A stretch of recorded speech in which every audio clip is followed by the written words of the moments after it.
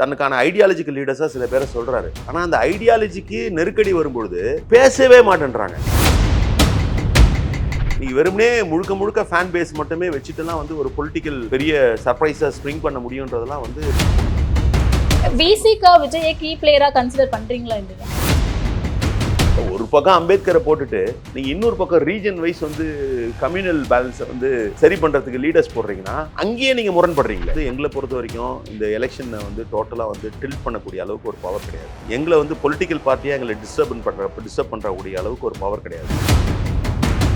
திமுக எங்களை பார்த்து பயப்படுறாங்க, எங்களுடைய கூட்டத்தை பார்த்து பயப்படுறாங்க, இவ்வளவு தடைகள் விதிக்கிறாங்க, இவ்வளவு அழுத்தம் கொடுக்குறாங்க அப்படின்னு. திமுக இவங்களை சீரியஸா எடுத்துக்கிட்டு பண்றாங்கன்னா சரியா அரசியல் பண்றாங்கன்னு தானே அர்த்தம். அது பண்ணி தானே ஆகணும். கூட்டம்ன்றது வேற, என்ன பர்பஸ்க்காக வராங்க போறாங்கன்னா இப்பவும் நான் குறைச்சி மதிப்பிடுவேன். நீங்க அதை வச்சு நீங்க மிக மதிப்பீடு பண்ணாதீங்கன்னு தான் சொல்றேன். இப்போ எழுச்சி தமிழருக்கு இருக்கக்கூடிய ட்ராக் தான் வந்து இத்தனை ஆண்டு கால செயல்பாடு தான் இன்னைக்கு வந்து ஒரு நம்பகத்தன்மையை, ஒரு நம்பிக்கையை ஒடுக்கப்பட்ட மக்கள்கிட்டையும் சிறுபான்மை மக்கள்கிட்டையும் ஏற்படுத்தியிருக்கு. ஒரு ட்ரஸ்ட் வரத்துக்கே நீங்க வந்து வேலை செய்ய மாட்டீங்கன்றது வந்து Holidays-nale, adu namma GT Holidays da. GT Holidays, South India's #1 travel brand. You know you are special when you're with GT Holidays. ஜெயச்சந்திரனின் அடடா ஆடியோ ஆஃபர் 5 முதல் 70% வரை டிஸ்கவுண்ட். பிரியாணின்னு நினைச்சா அது நம்ம தொப்பி வாப்பா பிரியாணி தான். வேர்ல்ட் கிளாஸ் டேஸ்ட், உலகத்தரம் வாய்ந்த சுவையில் உன்னதமான பங்களிப்பு. ரெட்நூல் நேயர்களுக்கு வணக்கம். இன்றைய சிறப்பு நேர்காணல திருப்பூர் சட்டமன்ற தொகுதியினுடைய எம்எல்ஏ நம்ம கூட இருக்காங்க, எஸ் பாலாஜி அவர்கள். வாங்க பேசலாம். வணக்கம். வணக்கமா. 2026 தேர்தலை பொறுத்த வரைக்கும் அதிமுகவினர் தமிழ்நாட்டில் முக்கிய கட்சியா இருக்காங்க. ஆனா விஜய் கூட்டணிக்கு வருவாங்களா அப்படிங்கறத எதிர்பார்த்து காத்துக்கிட்டு இருக்காங்கன்ற செய்திகள் ஒரு பக்கம் இருக்கு. அதை பத்தின எந்த ஒரு தெளிவான விளக்கங்களும் கொடுக்கல அதிமுகன்னு வச்சுக்கோமே.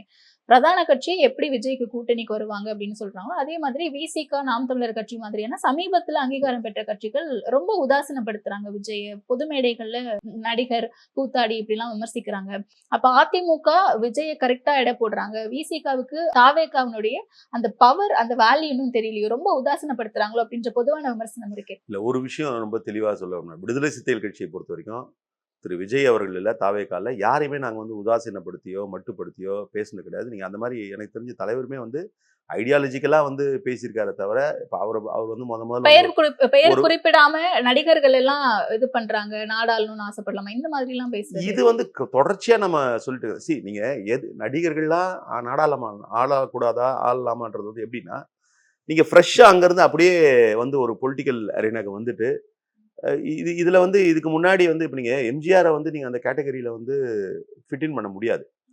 ஏன்னா அவர் வந்து காங்கிரஸ் கட்சியில தெருவா போய் கதராட வித்துட்டு வந்தாரு. பொலிட்டிக்கல் பார்ட்டியில வந்து ஒரு ஆர்கனைசேஷன்ல இருந்து ஜெயலலிதா அம்மையார் கூட நீங்க வந்து அந்த மாதிரி முழுமையான அவங்க வந்து திரைத்துறையில இருந்து முற்றிலும் வந்து இருந்த சூழல்ல எம்ஜிஆர் கொண்டு வந்து சத்துணவுல வந்து அவங்கள வந்து ஒரு மேலிட நிர்வாகியா மாநில அளவில் ஒரு இதுவாக போட்டு கன்வீனராக போட்டு அதுக்கப்புறம் அவருக்கு ராஜ்யசபாவில் பணியாற்றுறதுக்கான வாய்ப்பு கொடுத்து கட்சிக்காரங்களோட இன்ட்ராக்ட் பண்ணுறதுக்கான இது இருந்தது. நீங்கள் இந்த டிஃப்ரென்ஸ் தான் இருக்குது. நீங்கள் வந்து நான் வந்து நடிச்சுட்டே இருப்பேன், நடிச்சுட்டு இருக்கும்போது திடீர்னு ஒரு நாள் வந்து நேராக பாலிடிக்ஸ் வருவேன், நேராக பாலிடிக்ஸ் வந்து நான் வந்து பவரை கேப்சர் பண்ணேன்னா மக்கள் அக்செப்ட் பண்ணாங்கன்னா தட் இஸ் டிஃப்ரெண்ட் ஸ்டோரி, அது வேற. ஆனால் அப்படி நீங்கள் நினைக்கிறதுக்கான என்ன அடிப்படையில் நீங்கள் அப்படி நினைக்கிறீங்க? அப்போ வந்து உங்களோட நோக்கமே வந்து மக்களுக்கு சேவை செய்யறன்ற நோக்கத்தையே வந்து நம்ம வந்து ஒரு சந்தேகத்துக்கு ஆட்படுத்துது. அப்படி பார்த்தா கமலஹாசன் அவர்களும் அந்த வழியில தானே நாங்க அப்போ அந்த விமர்சனங்கள் வச்சுட்டு தான் இன்னைக்கு அவர் மேடை ஏத்துறோமே, பிறந்தநாள் ரெண்டு தேர்தலை செஞ்சுட்டாரு. அவர் வந்து அவரோட ஸ்டாண்டை தெளிவுபடுத்திருக்காரு. திரு விஜய் அவர்கள் வந்து தனக்கான ஐடியாலஜிக்கல் லீடர்ஸா சில பேரை சொல்றாரு. ஆனா அந்த ஐடியாலஜிக்கு நெருக்கடி வரும்பொழுது பேசவே மாட்டேன்றாங்க. குறைந்தபட்சம் அவங்க கட்சியில சும்மா பேசிட்டு இருக்கவங்க, டெய்லி எங்கேயாவது டிவியில சேனல்ல பேசுறவங்க கூட அது சம்பந்தமா ஒரு பேசுறத பேச்செல்லாம் பயங்கரமா இருக்கு. அதாவது நல்லா பேசுறாங்க, நான் நல்லது பேச பண்றாங்கன்ற மாதிரி பேசுறாங்க. பேசுற பேச்செல்லாம் சொல்ற தலைவர்கள் இல்லை வந்து மேற்கோள் காட்டுறதெல்லாம் வந்து பெரிய பெரிய மேற்கோள்லாம் காட்டுறாங்க. நீங்க வந்து தமிழ்நாட்டில் வந்து அண்ணா தலைமையில் ஏற்பட்ட புரட்சியை சொல்றாங்க, எம்ஜிஆர் தலைமையில் ஆட்சி மாற்றத்தை சொல்றாங்க, எல்லாம் சொல்றாங்க. ஆனா இதுக்கு வந்து அவங்க எப்படி ரியாக்ட் பண்றாங்க? நான் சொல்றது என்னன்றதை விட என்னோட செய்கைகள் தான் தீர்மானிக்கும் நான் யாருன்னு. இப்போ எழுச்சி தமிழருக்கு இருக்கக்கூடிய ட்ராக் தான் வந்து அவருடைய செயல்பாடு தான், இத்தனை ஆண்டு கால செயல்பாடு தான் இன்னைக்கு வந்து ஒரு நம்பகத்தன்மையை, ஒரு நம்பிக்கையை ஒடுக்கப்பட்ட மக்கள்கிட்டையும் சிறுபான்மை மக்கள்கிட்டையும் ஏற்படுத்தியிருக்கு. உங்களுக்கு அந்த மாதிரியான ஒரு ஒரு ட்ரஸ்ட் வரத்துக்கே நீங்க வந்து வேலை செய்ய மாட்டீங்கன்றது வந்து உங்களை வந்து அம்பலப்படுத்துது, இல்லை வந்து எக்ஸ்போஸ் பண்ணுது. இப்போ கவின் படுகொலையான உடனேயே ஒரு ஆணவ படுகொலை நடக்கும்போது நீங்க அதை என்ன ஸ்ட்ராங்கா வந்து ரியாக்ட் பண்ணிருக்கீங்க? இல்லை குறைந்தபட்சம் உங்களோட ஸ்டாண்ட் என்னவா சொல்லியிருக்கீங்க நீங்க? ஆனால் பேசுறது கேட்டால் நாங்கள் அம்பேத்கர் எங்களோட ஐடியாலஜிக்கல் லீடர்ன்றாங்க. பிஜேபி கூட அம்பேத்கரை சொல்றாங்க. ஓகே. அதனால இது மாதிரியான விஷயங்கள் தான் நம்ம விமர்சனம் பண்றோமே தவிர, தனிப்பட்ட முறையிலயோ இல்ல வந்து வேற மாதிரியான விமர்சனங்கள் வந்து கொச்சையான விமர்சனங்கள் ஒருபொழுதும் பண்ணவே இல்லை. ஓகே. இல்ல அவங்களுடைய வெயிட்டேஜ், அவங்களுக்கு வர கிரவுட் புல்லிங் இது எல்லாத்தையுமே வந்து அதிமுக சரியா கணக்கிட்டு அவங்கள கூட்டணிக்கு அழைக்கிறாங்களோ? ஒருவேளை இந்த வெயிட்டேஜ் அப்படிங்கிறது விசிகாவுக்கோ இல்ல நாதகாவுக்கோ தெரியலையோ அப்படின்ற விமர்சனம் 2011 இருக்குல்ல. தேர்தல் பிரச்சார கூட்டங்கள்ல வடிவேலுக்கும் குஷ்புக்கும் கூடின கூட்டங்கள்லாம் நீங்க இருக்கும் இன்னைக்கு இருக்கும் பொது தளத்துல. கொஞ்சம் அதை போய் பாருங்க. அதுக்கப்புறம் ரிசல்ட் என்ன ஆச்சுன்னு தெரியும் உங்களுக்கு. அதனால கூட்டம்ன்றது வேற. நீங்க வந்து அது என்ன பர்பஸ்க்காக வராங்க போறாங்க. இப்பவும் நான் குறைச்சி மதிப்பிடல. நீங்க அதை வச்சு நீங்க மிகை மதிப்பீடு பண்ணாதீங்கன்னு தான் சொல்றேன். குறைச்சி மதிப்பிடக்கூடாதுன்னு என்ன சொல்லக்கூடியவங்களுக்கு நான் வைக்கிறது என்ன, நீங்க மிகை மதிப்பீடு பண்றீங்க. நீங்க அது அது வந்து அந்த அந்த அந்த கூட்டம் வந்து என்ன பர்பஸ்க்காக வந்தது. இப்போ விடுதலை சிறுத்தைகள் கட்சி நாங்க போடுறோம், ஒரு கூட்டத்தை போடுறோம். ஆனா அதை பத்தி யாரும் பேச மாட்டாங்க. நீங்க எந்த விதமான பெரிய செலவினமும் இல்லாம நாங்க போடுற மேடை தான். மேடையும் அவங்களுக்கு வர்றவங்களுக்கு போடுற எங்களால வந்து பந்தல் போட்டு கூட கூட்டங்கள் நடத்த முடியாது. சேர் தான் போடுறோம் நாங்க. மழை வராம இருந்தா கூட எழுச்சி தமிழர் என்ன சொல்லுவாருன்னா, நமக்கு வந்து மழை இயற்கை ஒத்துழைப்பு குடுக்கும்ன்ட்டு இயற்கை கிட்ட தான் வந்து நாங்க விட்டுட்டு போறோமே தவிர மீட்டிங்க பந்தல் போட முடியாது. ஆனா எங்களுக்கு வர நீங்க பெண்கள மட்டுமே முழுக்க முழுக்க ஆர்கனைஸ் பண்ணி மது ஒழிப்பு மாநாடு நடத்தணும். அதுக்கு விமர்சனங்கள் என்னென்னவோ விமர்சனங்கள்லாம் வச்சாங்க. ஆனா வந்த கூட்டம் எல்லாமே வந்து தன்னெழுச்சியா வந்த கூட்டம். இப்ப நீங்க அது வந்து 100% வந்த 100% வந்து கட்சிக்காக வந்தது. ஆனா நீங்க இதை இப்படி சொல்ல முடியாது. நீங்க இல்ல சொல்லுங்க. அப்படிதான் சொல்லி பாருங்க. அப்படி இருக்கான்றது உண்மையா இல்லையான்றது உங்களுக்கே தெரியும். அப்ப அத வந்து மிகை மதிப்பீடா பார்க்கணும். அதனால நீங்க அந்த கூட்டம்லாம் வந்து ஒரு பெரிய கணக்கே கிடையாது. ஓகே. 2வது மாநில மாநாடு நடத்த போறாங்களே மதுரையில. நடத்தட்டும் ஒண்ணும் பிரச்சனை இல்ல. நீங்க நீங்க நீங்க சொன்ன அவர் திரு கமல்ஹாசன் மாநாடே உங்களுக்கு தெரியும். என்ன எப்படி இருந்தது நீங்க பார்த்தீங்க. இதுக்கான பிரசிடென்சஸ்லாம் இருக்கு. நீங்க அதான் சொல்றீங்க. எம்ஜிஆர் கூட அவர் வந்து சக்சஸ்ஃபுல் ஆனதுக்கு it was not just because of his fans. நீங்க ரசிகர்கள மட்டுமே வச்சு கட்சியை வந்து எம்ஜிஆர் வந்து வெற்றிகரமா நடத்தல. அவர் திமுகல இருக்கும் பொழுதே அவர் பக்கம் ஆட்பட்டு நிறைய பேர் வந்து என்ன பண்ணாங்கன்னா, திமுக அவங்க வந்து எம்ஜிஆரை வந்து நடிகரா தெரியும். எம்ஜிஆர் மேல அபிமானம் கிடையாது. ஆனா அதுக்கப்புறம் எம்ஜிஆர் கட்சிக்காரரா பார்த்து அப்படி போனவங்க நிறைய பேரு. அதே நேரத்துல இன்னொன்னும் நடந்தது. வைஸ் வர்சாவும் நடந்தது. எம்ஜிஆரோட ரசிகர்னு திமுக வந்தவங்க நிறைய பேரு கலைஞருடைய செயல்பாடால ஈர்க்கப்பட்டு இங்கேயே இருந்துட்டாங்க. அதுக்கு பெரிய உதாரணமே இருக்காங்க. திரு ஜெகத் ரட்சகன் போன்றவர்கள்லாம் அதுக்கான உதாரணம். அப்போ நீங்க இந்த விஷயம் ஜெயலலிதா அம்மையார் கூட அதான் நடந்தது. நீங்க நிறைய பேர் வந்து சில விஷயங்கள் பேச மாட்டாங்க. ஜெயலலிதா அம்மையார் வந்து அதிமுகல வந்த பொழுது எம்ஜிஆரிடம் கொண்டு போக முடியாத பல செய்திகள், உட்கட்சி பிரச்சனைகள்லாம் வந்து தீர்க்கக்கூடிய இடத்துல இருந்தாங்க ஜெயலலிதா அம்மையார். நீங்க அந்த ஈடுபாட்டுல தான் ஜெயலலிதா அம்மையாரோட ஃபேன்ஸா வந்தாங்க. இப்ப ஜெயலலிதா அம்மையார் வந்து ஜார்ஜியன் பிரிஞ்சப்போ அவங்கள ஒரு தலைவரா ஏத்துக்கிட்டு வந்தவங்க வந்தாங்க.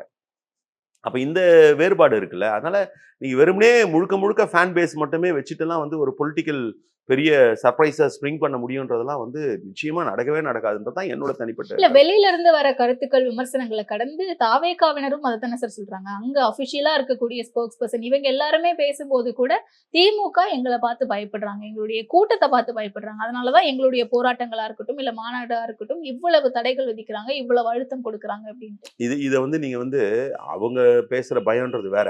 ஆனா நீங்க வந்து ஒரு ரொம்ப பிராக்டிக்கலா பார்க்கணும்னா, நீங்க எந்த ஒரு தளமா இருந்தாலும், எந்த ஒரு களமா இருந்தாலும், யாரா இருந்தாலும் அவங்கள பார்த்து வந்து அஞ்சுவது அஞ்சாமை பேதமைன்றாங்க இல்லையா? அது மாதிரி நீங்க வந்து டெஃபினட்டா anyone who is coming into the field has to be taken seriously. அத எடுத்துக்கிட்டாலுமே அது தப்பு இல்ல. அது வந்து அச்சம், பயம் அப்படின்னு இது வந்து ஏதோ இந்த இது மாதிரியான டிராமாட்டிக்கெல்லாம் நினைக்க வேண்டியதில்ல. அப்படி அவங்க எடுத்துட்டாங்கன்னா, அவங்க சரியா அரசியல் பண்றாங்கன்னு தான் அர்த்தம். திமுக இவங்கள சீரியஸா எடுத்துக்கிட்டு பண்றாங்கன்னா, சரியா அரசியல் பண்றாங்கன்னு தானே அர்த்தம். அது பண்ணி தானே ஆகணும். அப்பதானே அவங்களோட இருப்ப வந்து பாதுகாக்க முடியும்.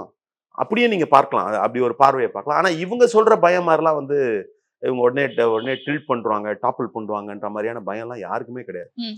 ஏன்னா இன்னைக்கு ஒரு எஸ்டாப்லிஷ்டு வோட் பேங்க் வந்து தமிழ்நாடு அரசு. நீங்க எம்ஜிஆர் இருக்கும்பொழுது வந்து அவருக்கு என்ன வேக்யூம் கை கொடுத்ததுன்னா, காங்கிரஸ் வந்து ஒரு கிட்டத்தட்ட ஒரு வேக்யூம் மாரி ஆயிடுச்சு. காங்கிரஸ் வந்து அதுக்கு பல காரணங்கள்.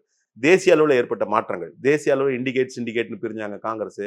காங்கிரஸ் தேசிய அளவில் பெரிய ட்ரபிளா இருந்த நேரத்துல தான் வந்து எம்ஜிஆர் வந்து இங்க வந்து தனியா பிச்சுட்டு வரார். அப்ப அவருக்கு அந்த ஸ்பேஸ் இருந்தது.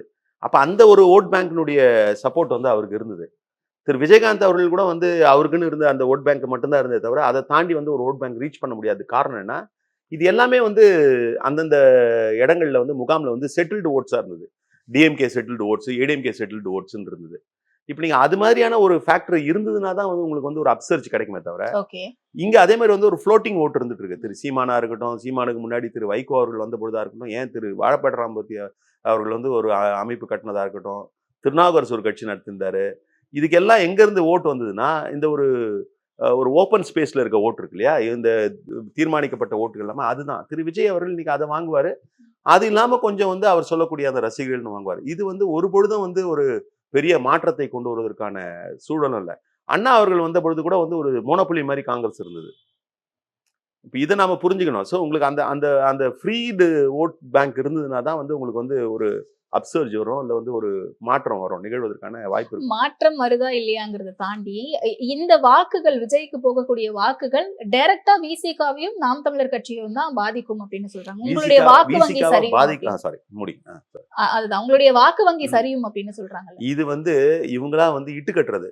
விடுதலை சிறுத்தைகள் கட்சியினுடைய வாக்கு வங்கி வந்து அது வந்து நான் சொன்னது மாதிரி ஒரு எழுச்சி தமிழர் மாதிரி ஒரு கரிஸ்மேட்டிக் லீடர் வந்து he is also charismatic leader. ஆனா அவருடைய வெறும் அந்த கரிஸ்மாக்கு மட்டுமே சேர்ந்த கூட்டம் இல்லை. அது அவருடைய இயல்பா கரிஸ்மா இருக்கிற லீடர் அவரு.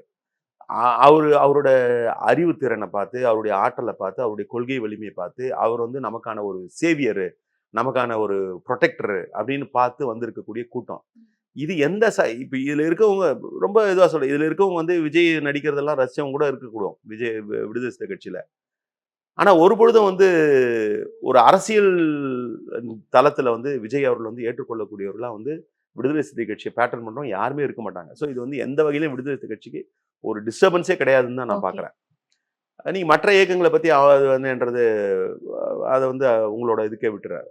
விசிகே வந்து அது வந்து டிஸ்டர்ப் ஆகலன்றது வந்து தொடர்ந்து நாங்கள் ப்ரூவ் பண்ணிட்டு இருக்கோம். இப்போ நடத்தின மதசார்பின்மை பாதுகாப்போம் பேரணி அதில் வந்து இவங்க சொல்றாங்களே இளைஞர்கள்ன்றாங்களே. அப்போ நான் என்ன கேட்குறேன், இளைஞர்கள் வேற எங்கேயுமே இல்லையா? ஒரு பக்கம் எங்களுக்கு வந்ததில் வந்து பெரும்பான்மையாக இளைஞர்கள் தானே வந்தாங்க. அவங்களாம் சினிமா பார்க்குறவங்க தான். அவங்களாம் பல நடிகர்களை விஜய் போன்றவங்க, அஜித் போன்றவங்க, சூர்யா போன்றவங்களை ரசிக்கக்கூடியவங்க தான் இருக்காங்க. அதுக்காகலாம் அவங்க பின்னாடி வந்து போகக்கூடிய நிலையில வந்து இல்லை. அதனால விசிகேவை பொறுத்த வரைக்கும் நான் ரொம்ப ஒரு பெரிய கிளைமாவே சொல்லுவேன். திரு விஜய் அவர்கள் யார் வந்தாலும் போனாலும் இது வந்து இந்த ஓட் பேங்க் வந்து ஓட் பேங்கை கடந்து நீங்க விசிகேவோட பெரிய பவர் என்னன்னா, பியாண்ட் ஓட் பேங்க் வந்து we have built a trust. மக்கள் மத்தியில் வந்து மிகப்பெரிய ஒரு ட்ரஸ்ட்டை வந்து கட்டி அமைச்சிருக்காரு எழுச்சி தமிழர். அவர் வந்து எடுக்கிற முடிவு வந்து எந்த வகையிலும் சார்பு நிலை இல்லாம உறுதியான முடிவு எடுக்கக்கூடியவர்ன்ற ஒரு ட்ரஸ்ட்டை வந்து கட்டி அமைச்சிருக்கோம். எங்களுக்கு வந்து இதுதான் பலமா பார்க்குறேன். அதனால யாருமே எங்களை வந்து டிஸ்டர்ப் பண்ண முடியாது. ஓகே. அப்ப வரக்கூடிய மாநாடோ இல்ல வரக்கூடிய எலெக்ஷன்லயோ இது எல்லாமே விஜயனுடைய வெற்றி அப்படின்றத தாண்டி ஒரு அட்லீஸ்ட் இவ்வளோ பெர்சன்டேஜ் ஓட்ஸ் அப்படிங்கிறதுக்கு கூட வழிவகுக்காதா? கண்டிப்பா ஒரு குறிப்பிட்ட சதவீதம் வாங்குவாங்க. அது ரொம்ப இயல்பான. நான் சொன்ன மாதிரி அந்த விசிகா விஜயை கீ பிளேயரா கன்சிடர் பண்றீங்களா இல்லையா?